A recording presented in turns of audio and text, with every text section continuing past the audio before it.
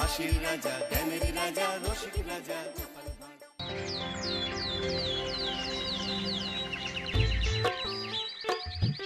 আহা কি আনন্দ, আহা কি আনন্দ, আকাশে সূর্য নিচে মাটি। আহা কি আনন্দ, আহা কি আনন্দ, আহা কি আনন্দ। আরে ও গোপাল দাদা, গোপাল দাদা, এই সকাল সকাল কে আবার পিছু ডাকলো? আরে আমি গো আমি। আমি তো আমি নামে কাউকে চিনি না। আর তুমি একটু পেছন ফিরে তাকাও তো। আমি তো সামনে যাচ্ছি, পিছনে তাকাবো কেন? ঠিক আছে, তাহলে আমি তোমার সামনে আসছি। আরে দৌড়াচ্ছ কেন? হ্যাঁ, আরে দাঁড়াও দাঁড়াও বলছি, দাঁড়াও, নইলে কিন্তু আমি মহারাজের কাছে যাব। হ্যাঁ, ও ভোলা তুমি? আরে আগে বলবে তো, আমি করছিলে কেন? একদম কথা ঘোরাবে না গোপাল দাদা। এবার বলো কি বলছি। দেখো, আমি তোমাকে আগের বছর 50 মোহর ধার দিয়েছিলাম। এ কি, তোমার তো মিষ্টির দোকান, ধার দিলে তো লোকে ছুরি কাঁচি ধার দেয়, আর তুমি মোহরে ধার দেওয়ার ব্যবসা শুরু করেছো কবে থেকে বলো দেখি? আবার কথা ঘোরানো শুরু করেছো? হ্যাঁ, আমি এবার কিন্তু সত্যি মহারাজের কাছে যাব। আরে মজা করছি তো। আরে বারবার আমাদের মধ্যে মহারাজকে টেনে আনার কি দরকার বলো তো? সে না হয় টানলাম, তবে তুমি ওই আমার 50 মোহর সুদ সহ কবে ফেরত দেবে বলো তো? আর কিন্তু তোমার হাতে ওই 1 সপ্তাহ সময় আছে। হ্যাঁ, 1 সপ্তাহ মানে কতদিন ভাই? 7 দিন, 7 দিন। 7 দিন? আচ্ছা 7 দিন মানে কত ঘন্টা? 24 গুণ 7, মোট ওই 168 ঘন্টা। ও, অনেক সময় আছে। দেখো গোপাল দাদা, তোমার সাথে কিন্তু আমার ওই কাগজে কলমে লিখিত পড়িত আছে। হ্যাঁ, যদি ওই সময়ের মধ্যে তুমি আমার কাছ থেকে নেওয়া ওই অর্থ আমাকে ফেরত না দিতে পারো, তাহলে কিন্তু তোমার ওই বাড়ি ঘর সব আমার হয়ে যাবে। হ্যাঁ, হ্যাঁ হ্যাঁ, মনে আছে মনে আছে। এখন রাজসভায় যাই, 168 ঘন্টা পেরিয়ে গেলে চলে এসো, কেমন? বেশ, কথাটা মনে থাকে যেন। হ্যাঁ, তখন আর কিন্তু কোনো চালাকি করতে যাবে না, আমি সোজা মহারাজকে বলে দেব। ঠিক আছে ঠিক আছে।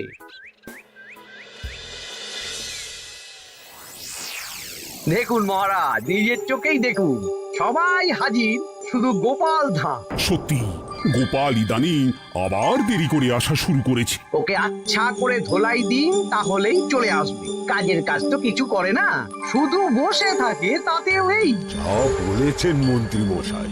আমার মতে গোপালকে রাজসভাতেই বেঁধে রাখুন, তাহলে আর বাড়িতে যেতেও হবে না, আর দেরি করে আসবেও না। রোজ রোজ গোপাল করে রাজসভায় আসতে দেরি, তাই এবার তার পায়ে পড়াতে হবে বেড়ি। এই তো মহারাজ চলে এসেছি। আর বলবেন না, রাস্তায় ভোলা ময়রা চেপে ধরছিল।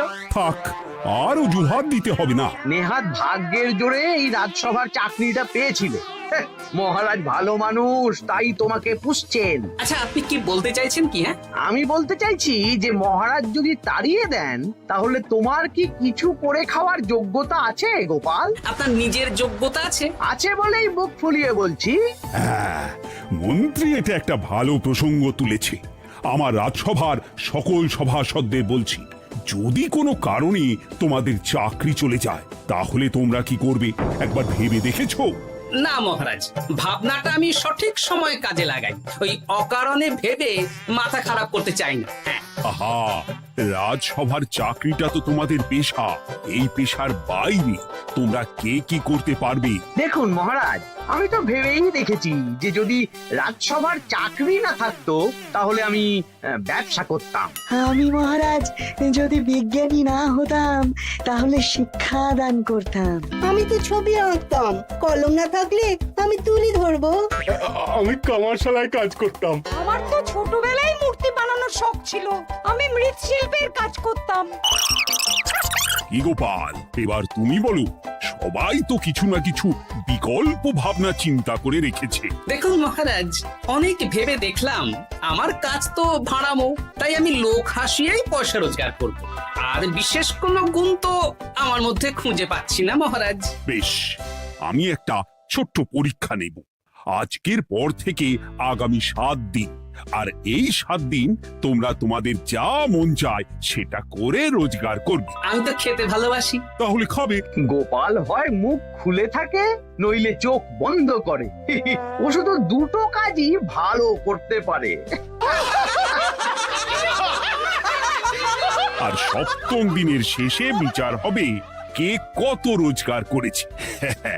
যার রোজগার সবচেয়ে বেশি হবে তাকে আমি দেব 100 মোহর উপহার। আর মহারাজ, যে সবচেয়ে কম রোজগার করবে তার বেতন থেকে আগামী 10 মাস 10 মোহর করে কাটা হবে। কি রাজি তো? হ্যাঁ, রাজি রাজি। আমি জানি যে গোপাল ফুটো করিও রোজগার করতে পারবে না, তাই গোপালই হারবে। বেশ, আর যদি অন্য কেউ হারে? তাহলে আমি নিজের বেতন থেকে তাকে আগামী 10 মাস 10 মোহর করে দেব। ব্যাস, এবার তোমরা কাজে লেগে পড়ো।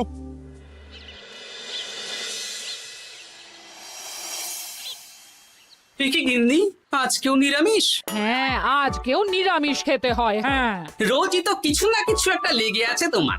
আমাদের পুরো শরীরটাই তো আমিষ। হ্যাঁ, তাহলে আমিষ খেতে বাধা কিসের বলো দেখি? বেশি তর্ক করতে হবে না বাপু, তা তোমাকে ডিম বানিয়ে দেবো। না, আমি মানুষই। ঠিক আছে গিন্নি। আরে তোমাকে ডিম বানাবো বলেছি নাকি? আমি বললাম তোমার জন্য ডিম বানিয়ে দেব। জন্যটা তো বলনি তখন। আরে তাড়াতাড়ি দাও, তাড়াতাড়ি দাও। এখন কদিন শুধু খাবো আর ঘুমাবো। 7 দিন ছুটি। ছুটি মানে? সেসব পরে বলবো গিন্নি। যাও গিয়ে ডিম সেদ্ধ বসাও।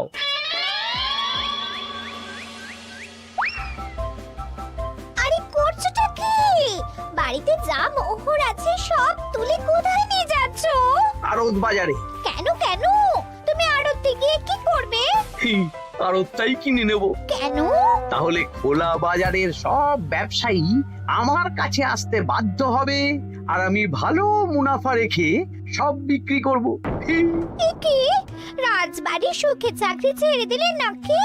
না না না, এখন 1 সপ্তাহ ব্যবসা করে মহারাজের কাছে আমার যোগ্যতা প্রমাণ করব। সব পরে বুঝিয়ে বলবো।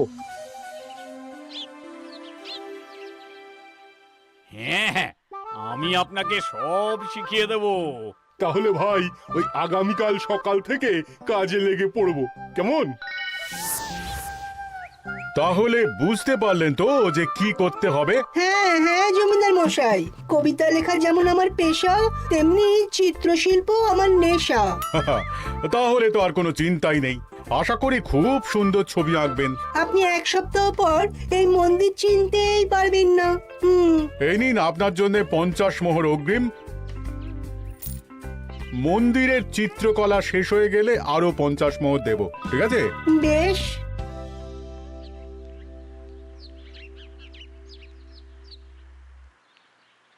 এই হাত চালা, হাত চালা। হাত পা সবই তো চালাচ্ছি মন্ত্রী মশাই। আপনি এত শাকসবজি আনাজ দিয়ে করবেনটা কি? আমি এখন 7 দিন কৃষ্ণনগরের বাজার নিয়ন্ত্রণ করব, তাই সব জিনিসপত্র আড়ত থেকে আমি নিজেই কিনে নিয়েছি। এবার সাধারণ বাজারের দোকানদাররা আপনার কাছে আসবে। কাল সকাল থেকে শুধু মোহর গুনবো।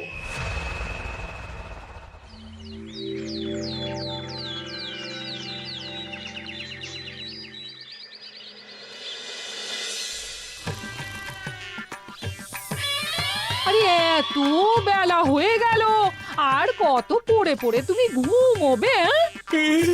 এত লম্বা ছুটি পেয়েছি, এখন তো বিশ্রাম নিতেই হবে গিন্নি। কিন্তু পুকুর ঘাটে গিয়ে তো আমি অন্য কথা শুনলাম।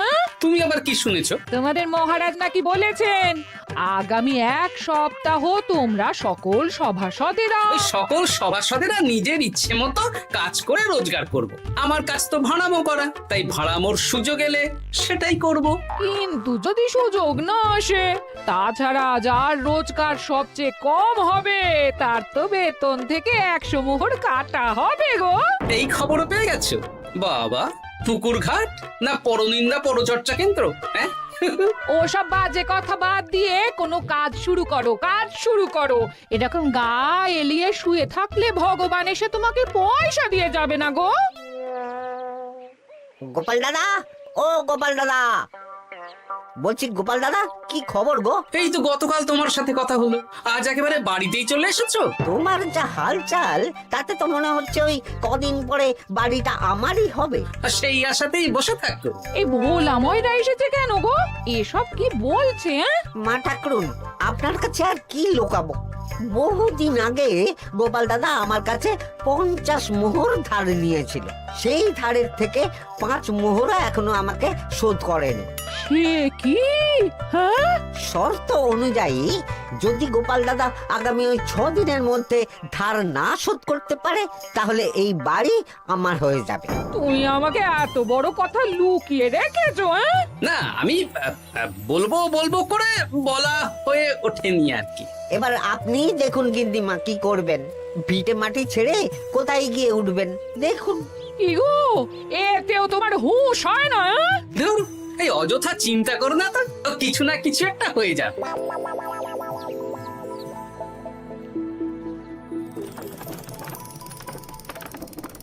বাবা পণ্ডিত মশাই, আপনি তো এর মধ্যেই কাজ শিখে গেছেন। আমি তো ছোট থেকেই মাটির পুতুল বানাতে ভালোবাসতাম। বিভিন্ন দেবদেবীর মূর্তি নিজেই বানাতাম, তারপর পুজো করতাম।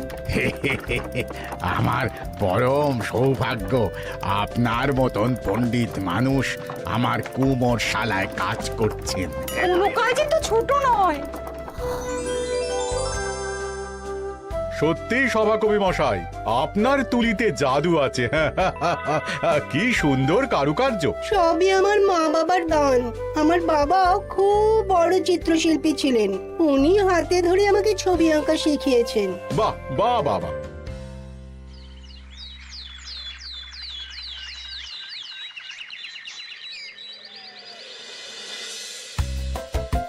এই যে পুটি, আজকে তো একটা মজার জিনিস শেখাবো। কি জিনিস? নয়ের নামটা তো তোরা পড়েছিস। হ্যাঁ, বল তো। 9 একে 9, 9 দুগুণে 18, 3 9 27, 4 9 36। ঠিক আছে ঠিক আছে, এবার থাম। পুরো মুখস্থ। সে তো বুঝতেই পারছি। এবার মজার জিনিসটা দেখ। 9 কে 9, 9 দুগুণে 18, 18 মানে কি? 1 10 8। হ্যাঁ, এবার 1-এর সাথে 8 যোগ কর, কত হয়? 9 3 9 কত? 27। 2-এর সাথে 7 যোগ করলে কত হয়? 9 36-এর 3-এর সঙ্গে 6 জুড়লে 9। আরে বাস, দারুণ তো। হ্যাঁ হ্যাঁ। সত্যি বিজ্ঞানী মশাই, আপনি কি সুন্দরভাবে পড়া বোঝান। এটা তো আমার নেশা।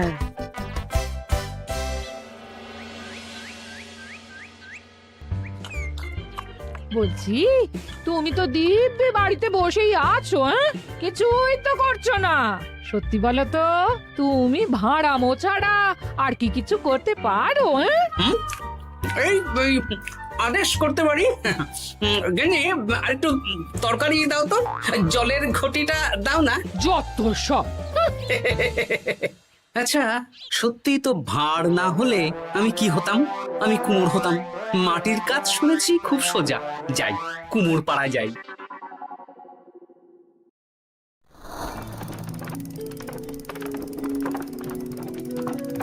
আমার কি সৌভাগ্য, রাজসভার দুজন সভাসদ আমার সঙ্গে কাজ করছে। আচ্ছা, এইভাবে ঘোরাবো? এই যা, হলো না হলো না। এটা কি মুড়ির মোয়া নাকি? দাও, আমাকে করতে দাও, তুমি অন্য কিছু করো।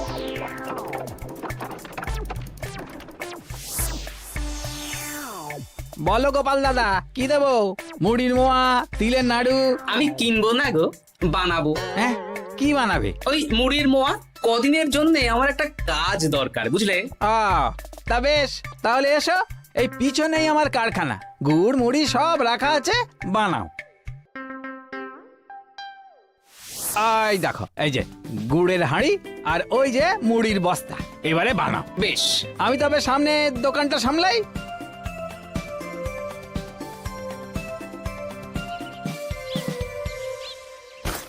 কিসের আওয়াজ হলো? আরে আরে আরে, এ কি করলে গোপাল দাদা? আর বলো না, ওই গুড়টা ঢালতে গিয়ে হাঁড়িটা হাত ফসকে পড়ে গেল। এই তুমি যাও তো, তোমাকে কিচ্ছু করতে হবে না, যত সব বিপদ বাড়ানো।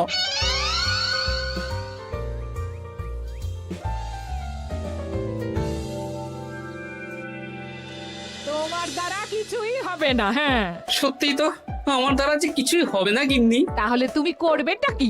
এমন করে বলো না গিন্নি, সবারই খারাপ সময় যায়।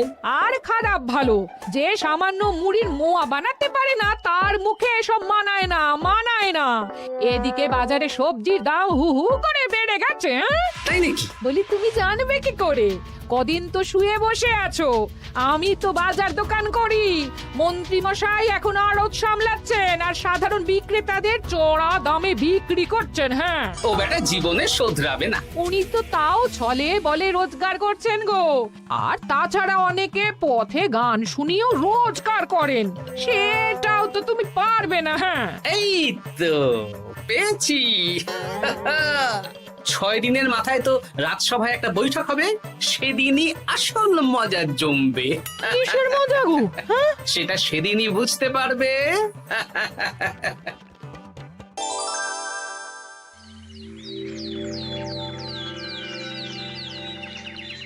তারপর বলো, আজ তো ষষ্ঠ দিন, আজ অবধি তোমরা কে কত কত রোজগার করেছো? মহারাজ, আমি এখনো অবধি 200 মোহর। বাহ বাহ বাহ! আমি মহারাজ 15 মোহর। আমি 5 মোহর। বিভিন্ন বাড়িতে বাচ্চাদের পড়াচ্ছি, শিক্ষাদান করছি দিনরাত। সেনাপতি, আমি 10 মোহর পেয়েছি, আরো পাবো। আমি 50 মোহর অগ্রিম পেয়েছি, আরো পাবো আগামীকাল। বাহ বাহ বাহ! সবাই তো ভালোই রোজগার করেছো। আর গোপাল, তুমি বলো। মহারাজ, আমি এখনো অবধি কোনো রোজগার শুরু করিনি। আমি আগেই বলেছিলাম গোপাল একটা কানা করিও রোজগার করতে পারবে না। আসলে মহারাজ, আমি আজ সকালেই আমার প্রতিভা খুঁজে পেলাম। তোমার আবার কি প্রতিভা? আমি ভালো গান গাইতে পারি মহারাজ। আমার ছোট্টবেলার ইচ্ছে ছিল আমি রুদ্ধদ্বার সভা করব, গান গাইবো, আর দর্শক বা শ্রোতারা আমার গান শুনে আমাকে পয়সা দেবে। বাহ বাহ বাহ! তা শোনালে না কেন? আমি চাই আপনারা সবাই আমার বাড়িতে আসুন, আমার গান শুনুন। এই না না না না না, তোমার গান শুনে অর্থ ব্যয় করতে পারবো না গোপাল। যদি শোনাতে হয় তো বিনামূল্যে শোনাও। তুমি ভেবেছো কায়দা করে গান শুনিয়ে রোজগার করবে? সেসব চালাকি কিন্তু চলবে না। না মহারাজ, আমার গান শুনতে আসার জন্য একটা কানা করিও খরচ করতে হবে না। আমি বিনা পারিশ্রমিকে গান শোনাবো। বেশ, তাহলে কবে শোনাবে বলো? এখনই চলুন, শুভস্য শীঘ্রম। আবার যেতে হবে কেন? এখনই শোনাও। আমার আবার নিজের বাড়ি ছাড়া প্রতিভা বিকশিত হয় না। বেশ তো, এই কদিন টানা কাজ করেছি, তোমার গান শুনে মনটা যদি ফুরফুরে হয়ে যায় ভালো তো। চলো গোপাল। আসুন আসুন, সবাই ভিতরে আসুন, আসন পাতা আছে, সবাই বসুন।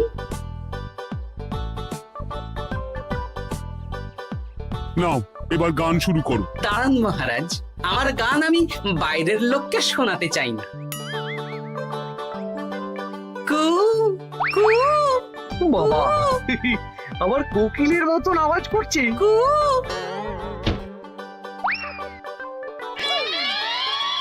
নাও নাও, শুরু করো।